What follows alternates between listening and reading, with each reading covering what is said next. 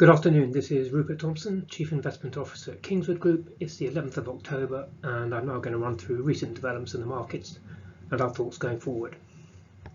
Gasflation, if not stagflation. Global equities ended last week unchanged, despite a further surge in gas prices and a step up in bond yields. At their low point a week ago, markets were in spitting distance of recording a 5% decline from their early September high, but are now down a more modest 3% or so. Bond markets, however, sold off further, with UK government bonds hit hardest. 10-year UK gilt yields rose another 0.2% over the week to 1.2%, double their level all of a couple of months ago. This in turn has left these so-called risk-free assets nursing losses of as much as 5% over the past month. We have been fearful of such a sell-off for a while and have only limited holdings of government bonds.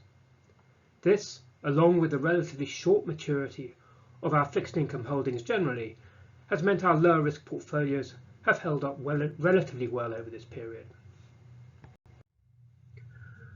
The bond sell-off is a result of markets now pricing in a much sooner and sharper rise in UK rates than before. Following hawkish comments from the Bank of England, investors are now assuming rates rise from their current 0.1% to 0.9% by the end of next year. The latest cause for concern is obviously the surge in wholesale gas prices, which have risen sixfold since the start of last year. They shot up even further last week before falling back after President Putin suggested he might be willing to increase supplies. The problems have been caused by a perfect storm of strong demand, weak supply, a lack of storage and low inventory levels. Shortages could yet become worse if there's a cold winter before they get better. The surge in gas prices is having knock-on effects on other energy prices as well. Even so, the current rise is a pale imitation of the commodity price surges seen behind the double-digit inflation of the 1970s. Back then, commodity prices doubled or even tripled. This time, prices are up sharply from the lows of last year, but are up only 30% or so on 2019 levels, and remain well below where they were in the years following the global financial crisis.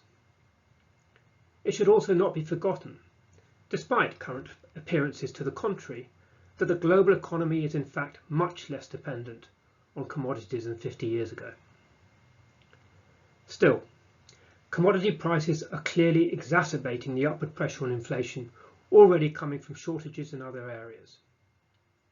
UK inflation now looks set to hit at least 4.5% next spring before falling back.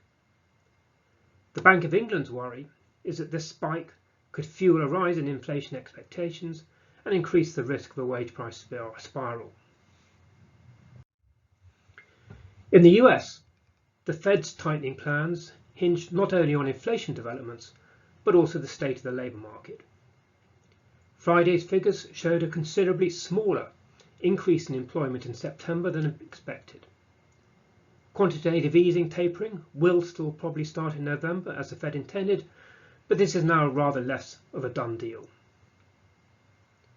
Inflation worries look set to remain a source of worry for markets well into next year, and upward pressure on bond yields is likely to continue. That said, the big shift in tightening expectations should now be behind us, and we expect further rises in yields to be much more moderate.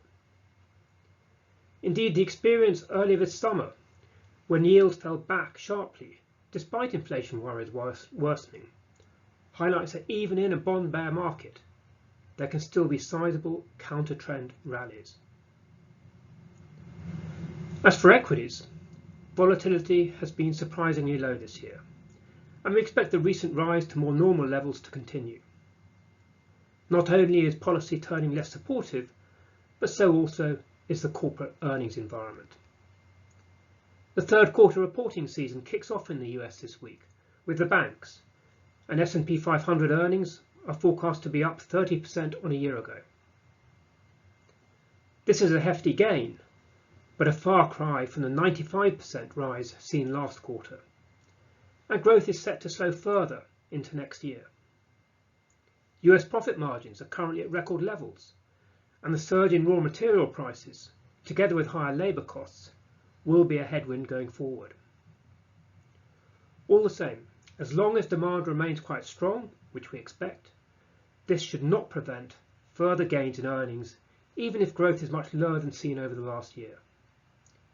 Continued earnings gains are the main reason why we still believe equities have further upside in the medium term, even if they face more choppy waters near term. Well, that's it for this week. Thank you for listening, and I'll be back again next week.